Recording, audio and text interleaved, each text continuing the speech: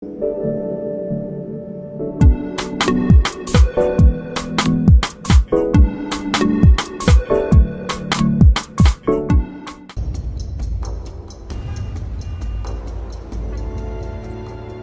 Polgar vit et travaille à New York. Elle a une façon très inhabituelle de voir le monde. Suzanne possède un cerveau de génie, parfaitement adapté à l'obsession de sa vie.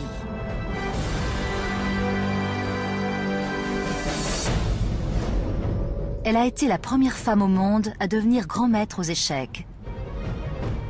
Mais elle n'est pas née avec ce cerveau hors du commun. Il a été façonné par une enfance étonnante. Suzanne Polgar est la preuve vivante d'une théorie extraordinaire. Tout enfant peut devenir un génie.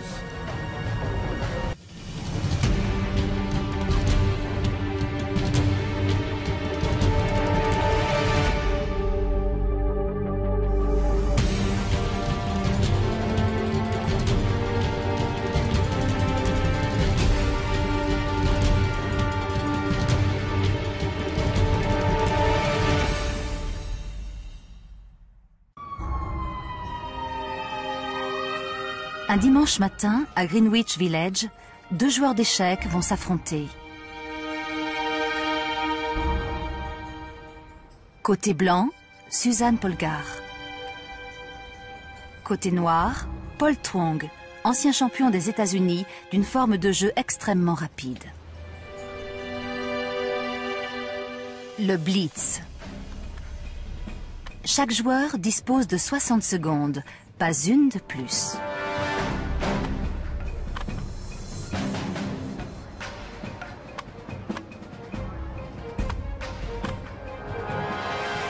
C'est la démonstration ultra rapide du génie des échecs. Vous contrôlez votre destinée. C'est votre cerveau contre celui de l'adversaire. Comprendre le fonctionnement du cerveau de Suzanne peut nous aider à révéler le potentiel d'une autre.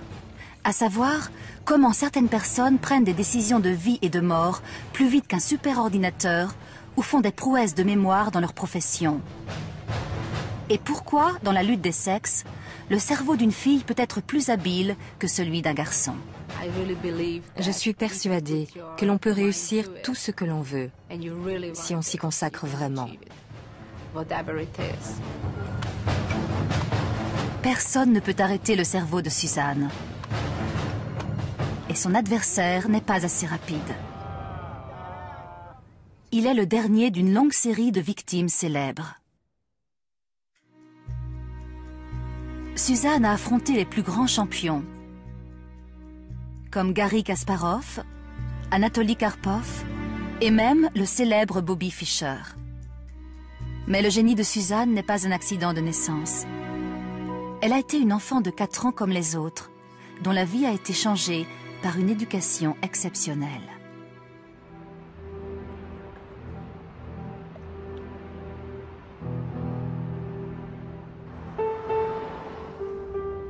Suzanne Polgar a grandi dans un univers très différent de celui de New York. À la fin des années 1960, derrière le rideau de fer, la Hongrie vit encore sous le joug de l'Union soviétique. Les citoyens de Budapest travaillent dur pour joindre les deux bouts.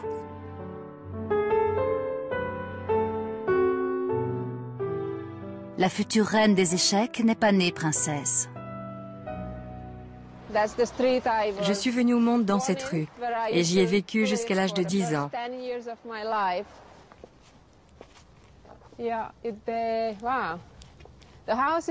La maison est encore là. Le mur le plus proche est celui de ma chambre.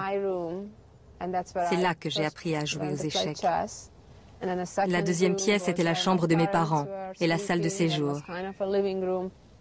Ça me rappelle beaucoup de souvenirs.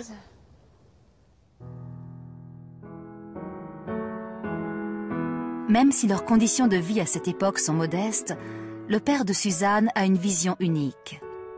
Psychologue de formation, László Polgár est l'auteur d'une étude approfondie sur l'influence de l'éducation sur le génie.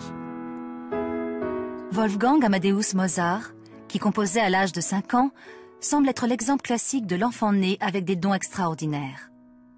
Mais László Polgár note que Mozart a reçu de son père Léopold, lui-même musicien accompli, un apprentissage précoce et inestimable.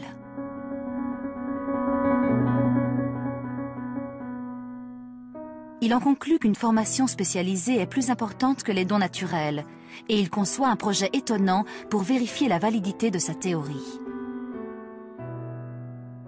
Quand Suzanne Polgár naît en avril 1969, le projet pédagogique de la famille Polgár a déjà débuté.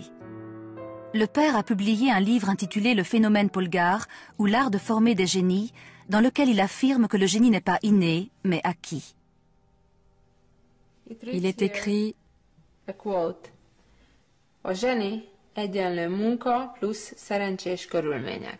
ce qui veut dire le génie résulte du travail et de circonstances favorables. Les circonstances favorables sont le foyer heureux créé par László et sa femme Klára. Le travail sera garanti par László, qui fera lui-même l'éducation de sa fille à la maison. Mon père pensait que tous les enfants avaient un potentiel inexploité. Selon lui, aller à l'école ne m'apporterait pas grand-chose de plus.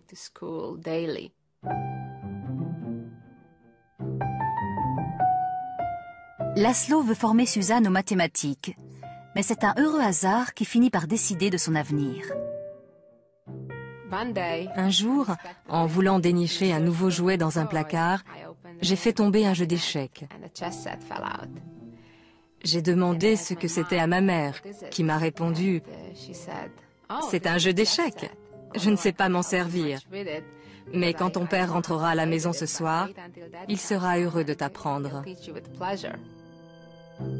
La famille Polgár ne compte aucun as des échecs, et László est un joueur amateur.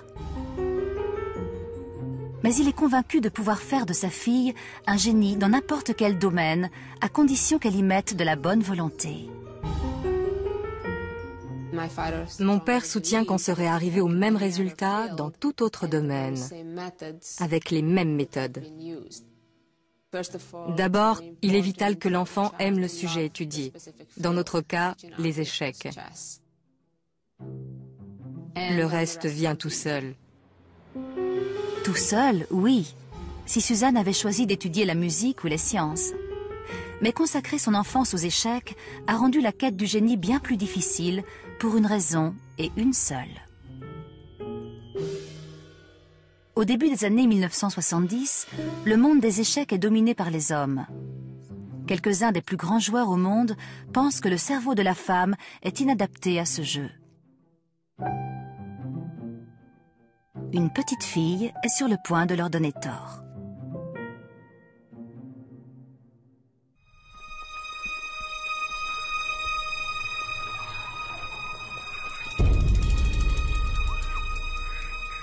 Le parc de Blenheim Palace, dans le comté de l'Oxfordshire. Il abrite l'un des plus grands labyrinthes végétaux au monde.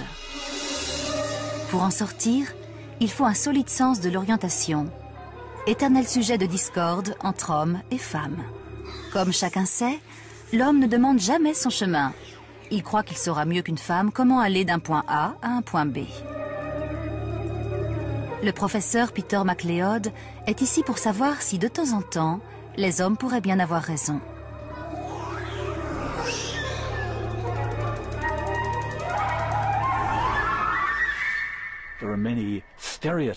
Il existe de nombreuses idées reçues sur les stratégies différentes de l'homme et de la femme pour résoudre un problème.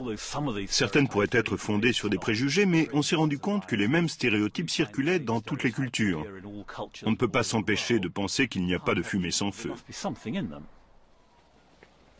10 filles et 10 garçons vont tenter d'atteindre la statue au centre du labyrinthe.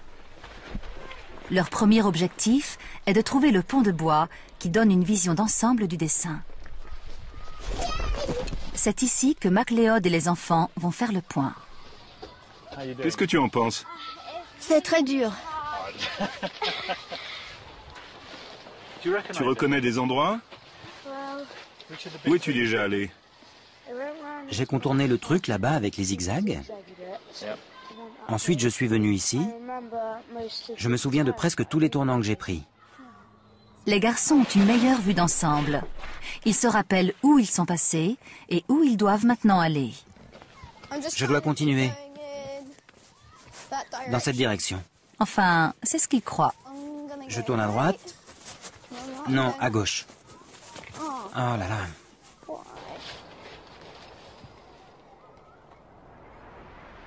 Le cerveau est divisé en deux hémisphères, le gauche et le droit. Leur fine surface, le cortex, est le siège de la pensée. Chez l'homme, le cortex de l'hémisphère droit, qui gouverne la maîtrise de l'espace, est plus épais. C'est pourquoi l'on pense que les garçons développent une meilleure stratégie spatiale. Ils forment une image mentale du labyrinthe tout entier, qu'ils lisent comme une carte. Puis ils déterminent l'endroit où ils se trouvent à partir d'un point de référence comme le soleil et font pivoter leur carte mentale pour décider où ils se dirigeront ensuite. Les garçons de l'équipe, qui ont une meilleure perception spatiale, auront moins de mal que les filles à trouver leur chemin dans le labyrinthe. À droite. Les filles vont-elles réfléchir de la même manière? Tu serais capable de faire un plan du labyrinthe en sortant? Non. Non? Tu te souviens de quoi? De l'endroit où il y a tous les cercles. On va de cercle en cercle. Tu visualises les cercles, c'est ça? Oui. Les filles s'attachent moins à la vision d'ensemble. Ce qu'elles remarquent, ce sont les détails. Je sais où aller maintenant. Une fois que je serai sortie des cercles... Des haies circulaires reconnaissables leur servent de point de repère. Filles et garçons utilisent leur cerveau droit pour s'orienter. Mais chez les filles, le corps calleux, qui réunit les deux hémisphères du cerveau, est plus développé. C'est pourquoi elles se servent aussi de leur hémisphère gauche, lieu du langage et du raisonnement. Plutôt que de voir le labyrinthe dans son ensemble, elles concentrent leur attention sur des caractéristiques qu'elles peuvent décrire avec des mots, comme les haies circulaires. Les filles s'orientent en suivant une succession de lignes qui relient un point de repère à un autre. Mais sans vue d'ensemble du labyrinthe, elles risquent de ne pas les retrouver et se perdre. C'est énervant. Les filles ont plus de mal à s'orienter dans ce labyrinthe car il a peu de caractéristiques visuelles. Toutes les haies se ressemblent. On distingue des formes, mais aucun endroit précis ne reste en mémoire. Les scientifiques constatent invariablement que les garçons arrivent en tête dans ce type de labyrinthe, grâce à leur carte mentale. J'y suis. Lorsque les points de repère sont plus visibles, ce sont les filles qui gagnent. Mais aujourd'hui, elles doivent se contenter de la seconde place. Je l'ai trouvé.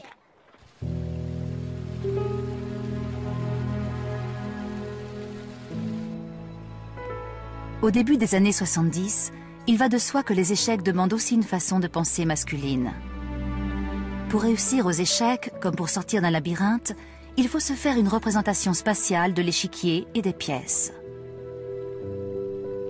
Mais c'était avant Suzanne Polgar. Alors qu'elle n'est encore qu'une petite fille, son père cherche à démontrer que les différences cérébrales entre hommes et femmes n'ont aucune importance. L'homme et la femme n'ont pas le même cerveau. Ils pensent différemment. Je ne le conteste pas. Cela ne veut pas dire que le sexe masculin ou féminin soit supérieur à l'autre. C'est ce qui fait la beauté de la vie. Nous ne sommes pas tous obligés d'agir et de penser de la même manière pour réussir. Tous les chemins mènent à Rome, comme on dit. Quelques mois après lui avoir appris à jouer aux échecs, Laszlo emmène sa fille dans le club le plus prestigieux de Budapest, Voros Meteor. Suzanne va se heurter à l'opposition des hommes à plus d'un titre.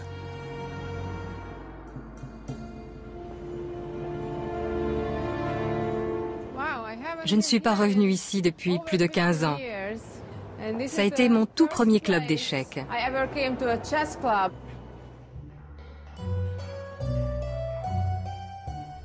La première fois, c'était fin 1973 ou début 1974. Jusqu'ici, rien n'a changé. Je suis entrée dans une grande salle enfumée, pleine d'hommes âgés. Ils pensaient que c'était mon père qui allait jouer et que je l'accompagnais. En réalité, mon père avait prévu de me faire jouer contre les membres de ce club.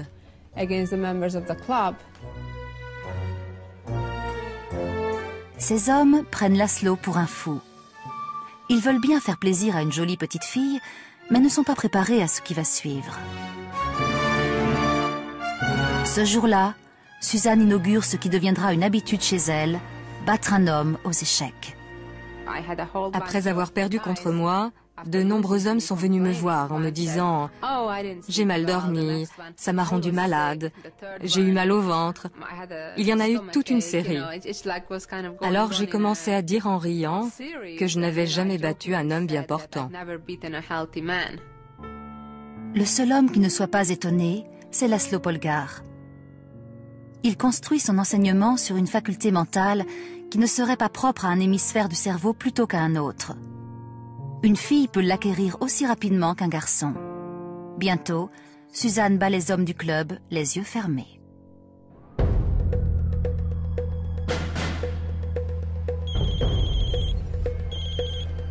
Elle va disputer une partie pas comme les autres. Tu es prête? Tu prends les blancs. D'accord. E4. E4. C5.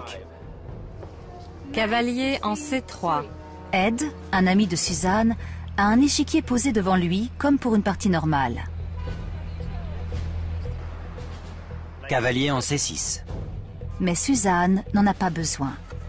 Elle joue dans sa tête.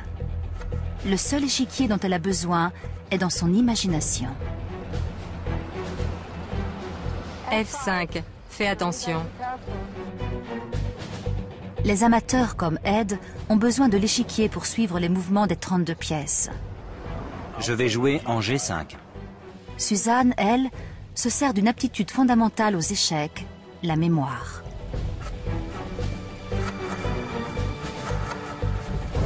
Jouer sans échiquier contribue à exercer sa mémoire, ce qu'elle fait depuis l'enfance. Je vais sacrifier mon cavalier. Cavalier prend G5. Tu sacrifies un cavalier. Elle peut disputer jusqu'à 5 parties dans sa tête en même temps. Pion prend G5. Fou prend G5. Tour en E8. La tour prend F3. Cavalier en E5. Tour en G3. Roi en F8. La reine se fait menaçante. Cavalier en G4. Reine en H8. Échec. C'est fini. Roi en E7. Échec et mat. Suzanne, t'as une drôle de façon de dire bonjour. Ce qu'accomplit Suzanne aux échecs est un exploit. Elle ne devrait même pas en être capable. Une tâche continue comme une partie d'échecs est contrôlée par une fonction mentale appelée mémoire de travail, située dans la zone préfrontale du cerveau. Les cellules nerveuses, ou neurones, stockent les informations en envoyant des signaux électriques qui se transmettent d'une cellule à l'autre et forment un immense réseau. Mais ces connexions meurent en quelques secondes, rendant notre mémoire de travail limitée. Imaginez un bloc-notes temporaire qui ne pourrait stocker que 7 éléments. C'est ce que la plupart des personnes peuvent se rappeler.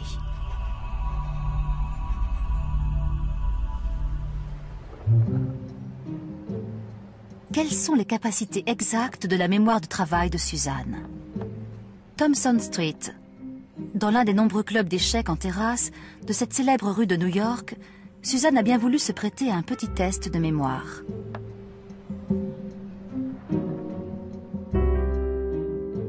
Peut-elle mémoriser toutes les pièces et pions de cet échiquier? Il y a 28 éléments d'information. Pour corser le jeu, l'échiquier a été collé sur une camionnette en mouvement. Suzanne n'a que 3 secondes pour regarder le diagramme. Regardez. Sa mémoire de travail fonctionne à plein régime et en a fait une copie exacte.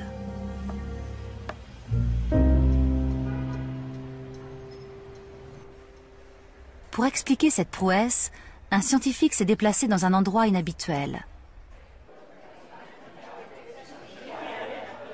Les clients de ce restaurant londonien ne savent pas que leur table est sous surveillance. Il procède dans le sens inverse des aiguilles d'une montre. Le psychologue Anders Ericsson a consacré 30 ans à l'étude de la mémoire exceptionnelle de personnes qui ne sont pas tous de grands joueurs d'échecs. Nous nous intéressons de plus en plus aux performances de la vie quotidienne, aux gens capables de prouesses extraordinaires. Il s'attend à une performance pleine de bravoure de la part du serveur espagnol Vicente Sancho. Je crois que j'ai une bonne mémoire. J'ai hérité de celle de ma grand-mère. Je peux prendre votre commande? Oui. Une vodka, s'il vous plaît. Et ensuite, le risotto de calamar. Risotto? Il commande les boissons en même temps que les plats. Ça ne va pas être facile pour lui. Vous avez de la bière? Seulement chinoise. De bière? Pour commencer, je prendrai les gnocchis à la châtaigne. Tout comme celle de Suzanne, la mémoire de travail de Vicente doit retenir un grand nombre d'informations. Mais il ne note jamais rien. Les calamars sautés pour commencer, s'il vous plaît. Et ce n'est pas fini. Le risotto, et vous? Une caponata. Caponata? À point. À point? Le risotto noir. Un risotto noir? Ensuite, je prendrai les gnocchis. Combien de commandes sa mémoire de travail va-t-elle pouvoir gérer? Je récapitule. La vodka, le risotto noir avec l'arrêt, une bière avec les gnocchis, le bœuf à point, un risotto noir, un bar avec un gin tonic. Vicente paraît avoir retenu plus de 7 éléments. Un pinot grigio avec le foie gras, votre bœuf à point, un verre de sauvignon, le risotto noir et la lotte. Pour madame, un verre de pinot grigio, les gnocchis et le Saint-Pierre, et 2 bouteilles d'eau. Parfait, merci. 23 éléments à retenir. Impressionnant. Comme Suzanne, Vicente semble dépasser les capacités habituelles de la mémoire de travail. Le bœuf à point? Comment fait-il?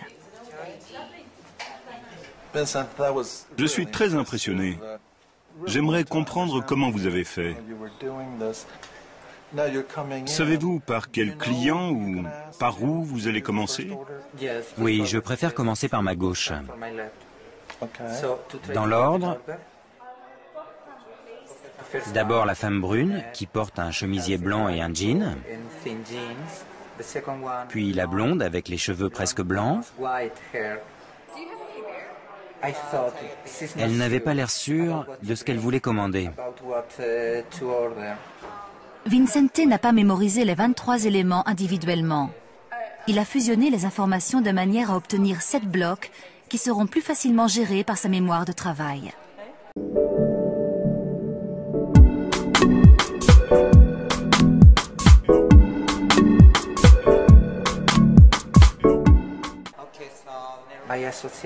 J'associe la personne, les dates et le numéro. Je ne sais pas comment l'expliquer, mais ça forme un tout. Il forme une image mentale de chaque client, puis il y accole sa commande. Cette technique, connue des spécialistes de tous les domaines, est appelée mémorisation par bloc. C'est comme avec le numéro de téléphone. L'un des plus faciles que j'ai eu était le 492 1 492. 1492, c'est l'année où Christophe Colomb a découvert l'Amérique. À partir de là, je n'avais plus à me rappeler les chiffres individuellement. Les 4 chiffres fusionnés étaient extraits de ma mémoire sous la forme d'un seul nombre. Suzanne traite les informations de la même manière. Au lieu de retenir la position de chacune des pièces de l'échiquier, elle les regroupe. La figure menaçante de la dame et des fous blancs est mémorisée en un seul bloc. Le roi noir, très protégé, en est un autre. Suzanne n'a plus qu'à mémoriser 5 blocs. Une tâche beaucoup plus facile.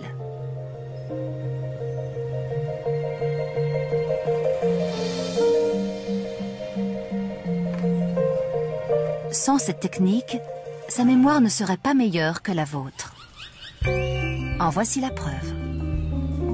Sur l'échiquier collé de l'autre côté de la camionnette, les pièces ont été disposées au hasard par quelqu'un qui ne connaît rien aux échecs. Cette fois, il n'y a aucun bloc reconnaissable. Suzanne doit mémoriser 24 pièces individuellement. Et elle n'y arrive pas. Toutes les pièces étaient disposées au hasard. C'est beaucoup plus difficile à retenir, surtout en si peu de temps. Comment Suzanne reconnaît-elle les figures d'échecs? Pour elle, ce sont de vieilles amies, implantées dans son cerveau pendant son enfance.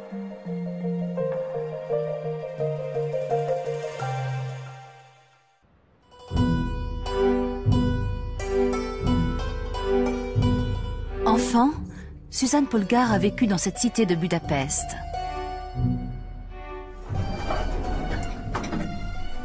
On y est presque. Le minuscule appartement familial est une usine de production où le cerveau de Suzanne est façonné pour les échecs. Les locataires actuels ne savent pas qu'un génie a formé ses premiers souvenirs entre ces murs. Rien n'a changé. Le téléphone était là. Quand on a enfin eu notre premier téléphone, on l'a posé là. Et ici, c'était le salon. C'est ici que Suzanne a fourni le plus gros effort de sa vie, jusqu'à 6 heures par jour. J'avais un mur entier de livres sur les échecs, une collection de 4 à 5 000 titres. J'avais même un catalogue de 200 000 parties qu'on avait découpées à la main dans divers magazines spécialisés et journaux, et triés par ouverture et par joueur.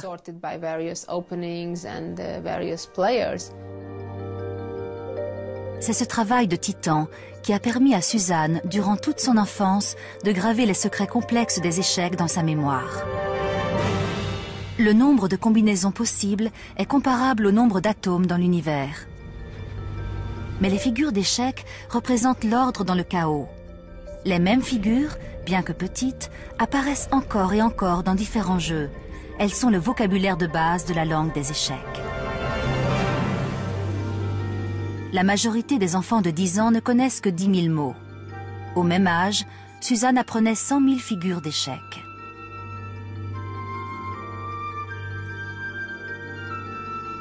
Ce processus va transformer la physiologie de son cerveau.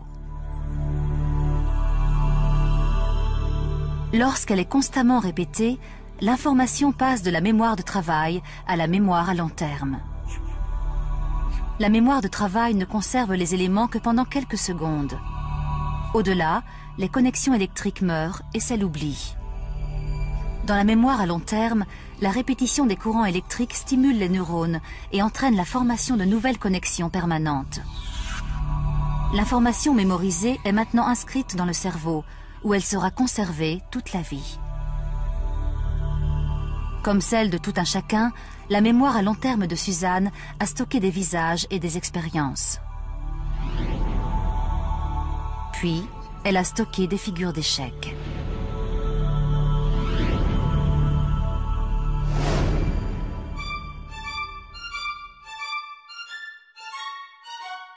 Au début des années 1980, l'usine Polgar augmente son rendement.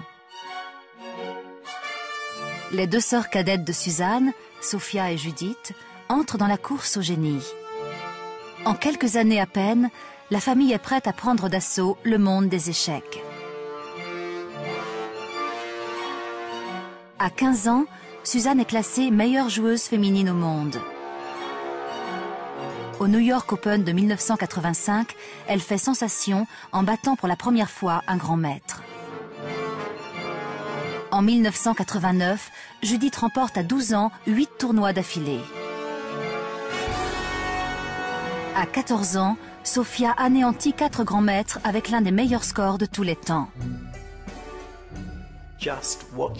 En les voyant assises devant l'échiquier, j'ai tout de suite senti qu'elles n'étaient pas comme les autres joueuses. Aujourd'hui encore, Suzanne impressionne. Comme ses sœurs, elle paraît jouer un nouveau coup aussi facilement qu'elle respire. On dirait qu'il y a une liaison directe entre leur cerveau et le doigt qui déplace la pièce. Le cerveau humain ne devrait pas être capable de choisir le meilleur coup. Il existe autour de 4 milliards de combinaisons possibles uniquement pour les 3 coups à venir. Seul un superordinateur peut faire ces calculs. Alors comment Suzanne arrive-t-elle à jouer à une telle cadence? Pour William Marston, la seule explication réside dans le fait que son cerveau exploite un savoir-faire très humain. Nous couvrons d'éloges les bons calculateurs, mais nous considérons comme allant de soi toutes sortes de facultés mentales intuitives. Le concept de l'intuition semble tenir davantage de la magie que de la science. Pour William Marston, en revanche, l'intuition est un talent particulier que possèdent de nombreux spécialistes de tous les domaines et que l'on peut expliquer.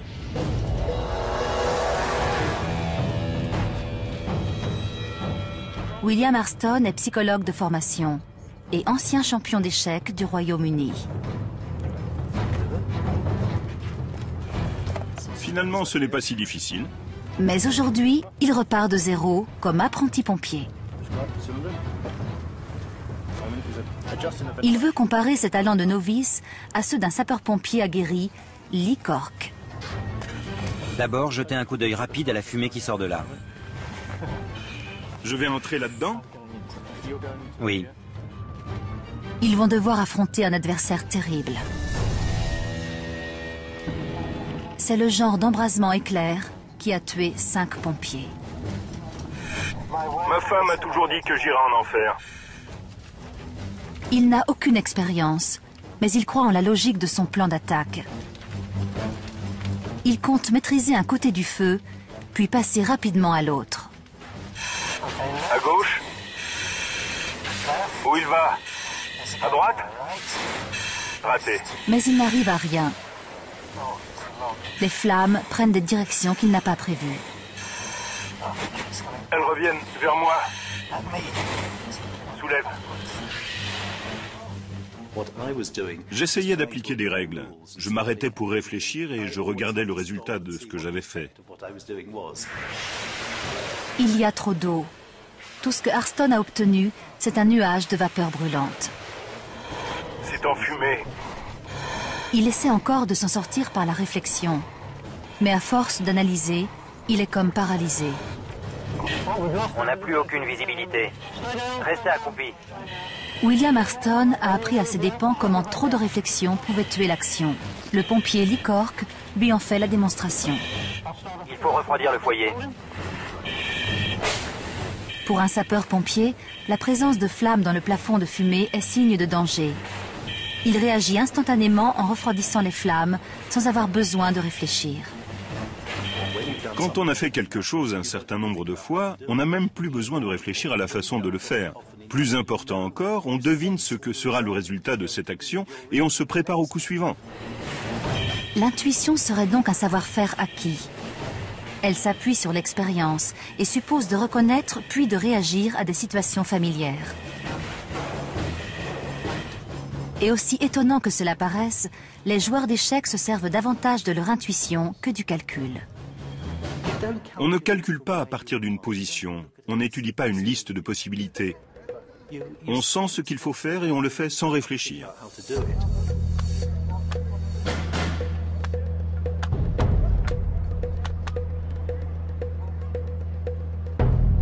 Un amateur perd un temps précieux à étudier différentes possibilités. Un grand maître joue le meilleur coup sans réfléchir. Je dois faire confiance à mon instinct, mon intuition. C'est de la reconnaissance de forme, si vous voulez. Pour chaque coup, je me demande que me dicte mon instinct. Quel est le meilleur coup? Il faut deviner intelligemment, en se basant sur des parties d'échecs et des expériences passées.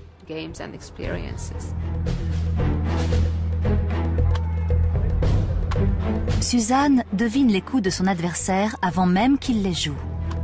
Preston Lasker à la sensation qu'elle lit dans ses pensées.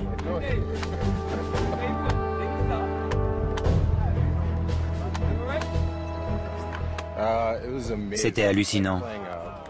J'avais l'impression de jouer contre Michael Jordan. Elle fonctionne surtout par la reconnaissance de forme. Elle n'a pas besoin de réfléchir autant que moi. Chez elle, c'est instinctif. C'est ce talent qui distingue les champions des autres. Suzanne est si douée qu'une zone de son cerveau pourrait être dédiée à la reconnaissance de forme. Grâce aux techniques modernes d'imagerie médicale, on va pouvoir l'identifier. Mais il y a un problème. Le cerveau est si complexe que trouver une structure donnée est une tâche quasi impossible. Sauf en cas de dysfonctionnement de l'activité cérébrale qui met parfois les scientifiques sur la bonne voie.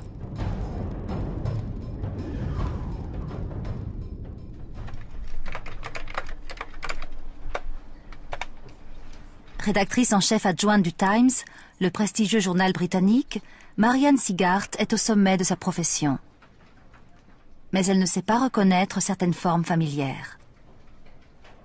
Chaque semaine, j'écris une rubrique qui est relue par un des nombreux correcteurs du journal. L'un d'eux vient dans mon bureau et me tend une épreuve de l'article. Je lui dis merci, je lis le texte et vérifie qu'il n'y a plus de faute. Ensuite, je rapporte l'épreuve au service correction. Seulement, je ne sais plus qui me l'a apporté. Marianne souffre de prosopagnosie, un trouble de la reconnaissance des visages. Même reconnaître un collègue qu'elle voit tous les jours lui est difficile. Je fais le tour du service en regardant discrètement les écrans pour voir si mon article s'affiche sur l'un d'eux. Marianne sait qu'elle voit un visage, mais elle ne le reconnaît pas. J'aimerais savoir comment font les autres pour se reconnaître. Ma vie serait plus simple. C'est aussi dur pour moi d'arriver à comprendre ça que ça l'est pour un daltonien de distinguer le vert du rouge, même si on lui dit « Regarde, ça c'est rouge et ça c'est vert ». Une personne sur 50 est atteinte d'une forme de trouble de la reconnaissance des visages. Longtemps, Marianne n'a pas été consciente de sa maladie, parce qu'elle avait appris à identifier les gens autrement. Le psychologue David Wilkinson veut en savoir plus. Comment reconnaissez-vous les gens? Je me fie énormément aux cheveux. Mais quand les gens se les font couper ou teindre, ça ne marche plus, ou quand ils n'en ont pas. Sinon à la voix, la démarche, la façon dont ils se tiennent, marchent, aux lunettes, les barbes et les moustaches m'aident beaucoup. Vous semblez vous concentrer davantage sur les petits détails, les parties du visage. C'est une autre stratégie. Oui, je fais ça pour compenser le fait que je ne reconnais pas le visage. Je me dis, il doit bien y avoir sur ce visage un détail à retenir. Par exemple, j'ai remarqué que vous aviez une bosse sur le nez. Ça m'aidera peut-être à vous reconnaître la prochaine fois.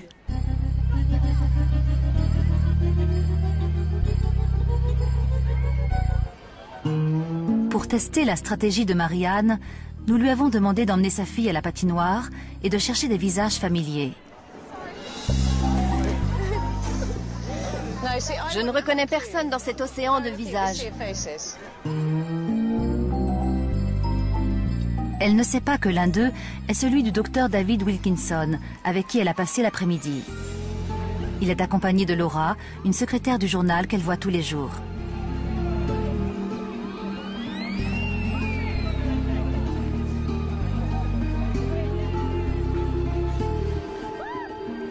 De loin, elle ne remarque aucun détail qui pourrait l'aider.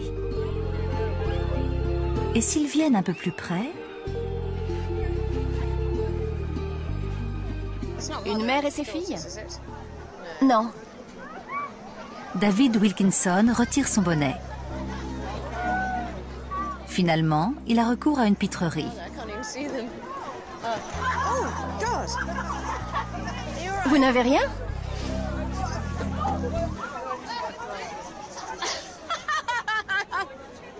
Ce n'est pas vrai. Je te présente David, avec qui j'ai passé l'après-midi. Ravi de vous connaître. Et voici Evie. Je me demandais si vous alliez me reconnaître. Le plus drôle, c'est que je venais juste d'en parler. Qui est-ce? Ce n'est pas Laura? Ce n'est que quand tu as avancé ton visage que j'ai vu la bosse sur ton nez. Les IRM du cerveau de personnes comme Marianne font apparaître des lésions sur la zone qui contrôle la perception des visages. L'aire fusiforme des visages est localisé à l'arrière de la tête. C'est dans cette zone que sont traitées les premières informations perçues par les yeux. Un cerveau sain analyse les proportions des yeux, du nez et de la bouche. Ensuite, il compare ce visage à tous les visages familiers stockés dans sa mémoire à long terme.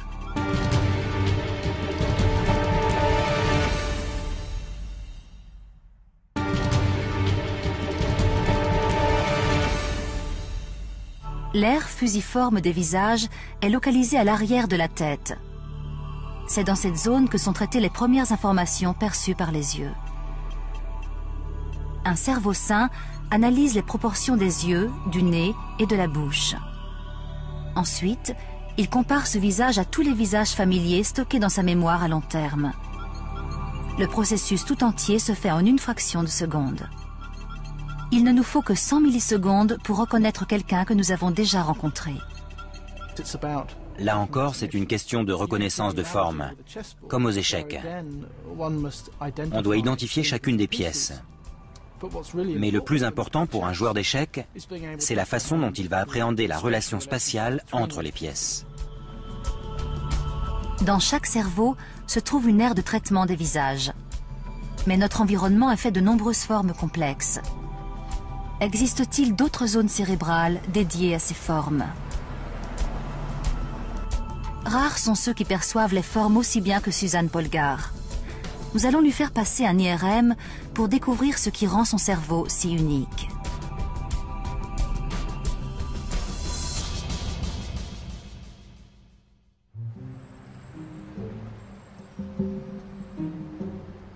Suzanne va enfin savoir en quoi son cerveau est parfaitement adapté aux échecs.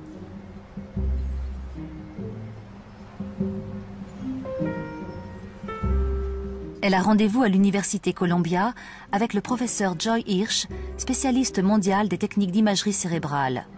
D'entrée de jeu, les deux femmes sont d'accord sur un point. Ce n'est pas la taille qui fait la différence. Le cerveau de la femme est nettement plus petit que celui de l'homme. Mais nous savons que cela n'a aucune incidence sur l'intelligence. Absolument, on est d'accord là-dessus.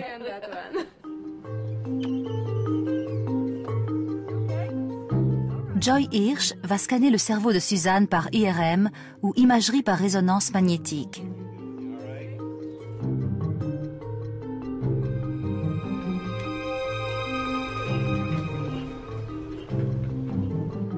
À l'intérieur du scanner, on lui projette des images de quelques-uns des plus célèbres joueurs d'échecs au monde.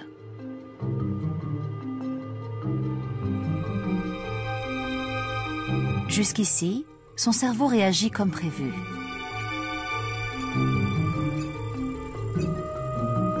L'aire fusiforme des visages est fortement activée.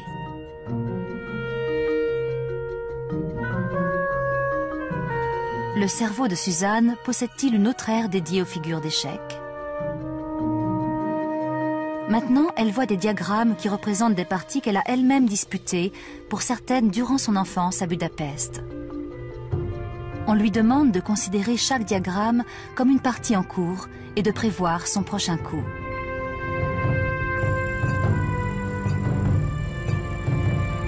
Voici les premières images d'un cerveau de champion jouant aux échecs. Leur comparaison avec les images de reconnaissance des visages conduit à une découverte étonnante. Ceci est la partie inférieure de votre cerveau, découpée en 4 tranches. Et ici, vous voyez l'aire fusiforme des visages. Suzanne se sert de la même zone pour les visages et les échecs. Chez vous, on ne peut pas différencier la zone des visages de celle des échecs. C'est la même.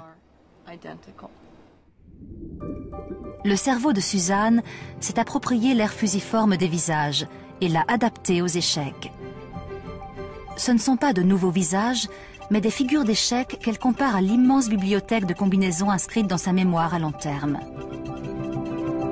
Suzanne reconnaît une combinaison familière en 0,8 de seconde, soit presque aussi rapidement que le visage d'un vieil ami.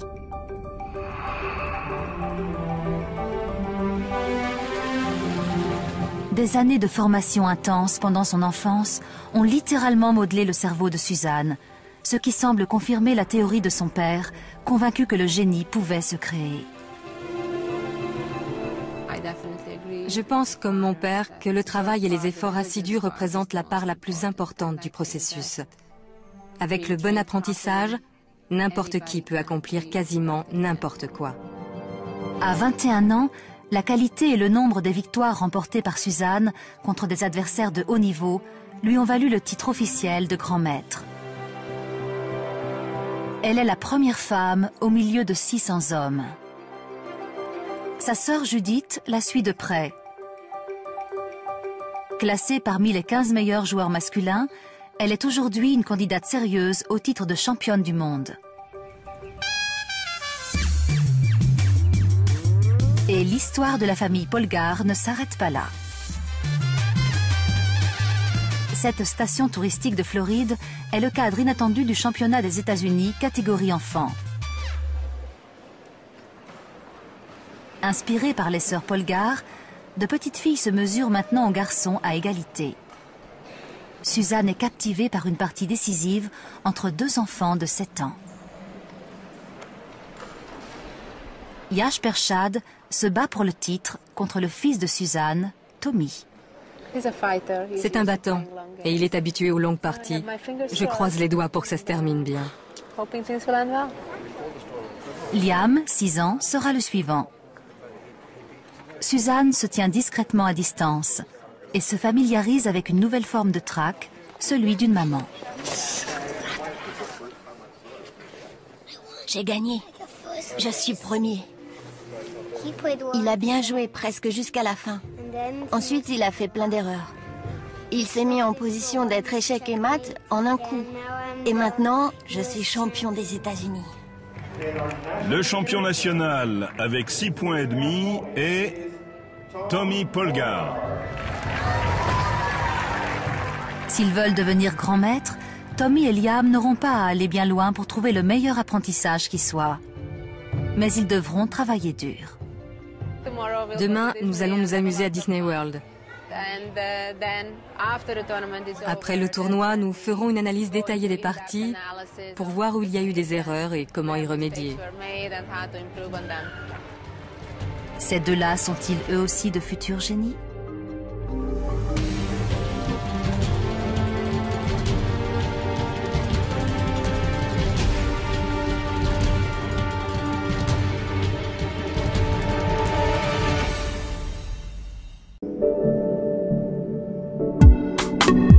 Thank you.